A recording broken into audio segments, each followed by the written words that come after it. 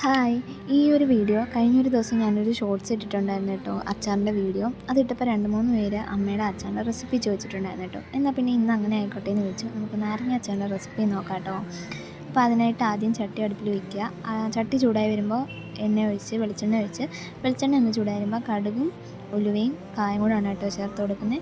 അതിനുശേഷം നമ്മൾ അരിഞ്ഞ് വെച്ചിരിക്കുന്ന വെളുത്തുള്ളി, ഇഞ്ചിയും പച്ചമുളകൂടെ ചേർത്ത് കൊടുക്കുന്നുണ്ട് കേട്ടോ. അതൊന്ന് മൂത്ത് നല്ല റെഡ് കളറാകുമ്പോൾ അതിലേക്ക് പൊടി ചേർത്ത് കൊടുക്കുന്നുണ്ട് കേട്ടോ.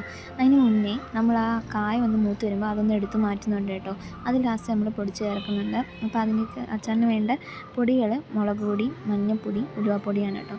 മുളക് പൊടി നമ്മുടെ ആവശ്യത്തിന് മതി. ഇവിടെ ഞാൻ വെച്ച് ബാക്കി 3 പേരും നന്നായിട്ട് എരിയൊക്കെ കൂട്ടുന്നതാണ് കേട്ടോ. അതുകൊണ്ടാണ് മുളക് പൊടി ഇച്ചിരി ഏറെ എടുത്തത്. നമ്മുടെ ആവശ്യത്തിന് ഇട്ടാൽ മതി കേട്ടോ മുളക് പൊടി.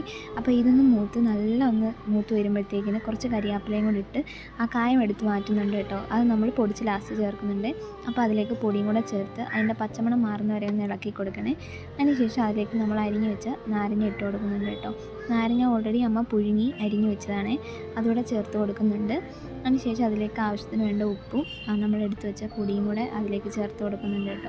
അപ്പോൾ ഇങ്ങനെയാണ് അമ്മ അച്ചാറിടുന്നത്. വീഡിയോ കണ്ട് ഇഷ്ടപ്പെട്ട സപ്പോർട്ട് ചെയ്യണം കേട്ടോ.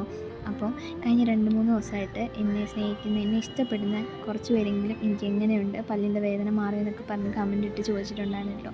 അതൊക്കെ കണ്ടപ്പോൾ ഒത്തിരി സന്തോഷം. അപ്പം പല്ലിൻ്റെ വേദന കുറഞ്ഞു എന്ന് ചോദിച്ചാൽ വലിയ കുഴപ്പമില്ല, എങ്കിലും വേദനയുണ്ട് കേട്ടോ. ഇന്നലെ പോയി ഒരു പല്ലെടുത്തിട്ടുണ്ടായിരുന്നു.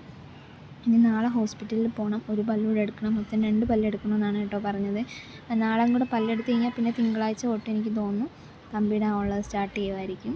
അപ്പം അങ്ങനെയൊക്കെ പോകുന്നു. എന്നാലും ഫുഡ് കഴിക്കാൻ കുറച്ച് ബുദ്ധിമുട്ടുണ്ട് കേട്ടോ. അപ്പോൾ അഡ്ജസ്റ്റ് ചെയ്തൊക്കെ അങ്ങ് പോകുന്നു കേട്ടോ. അപ്പോൾ അത്രയേ ഉള്ളൂ. ബൈ.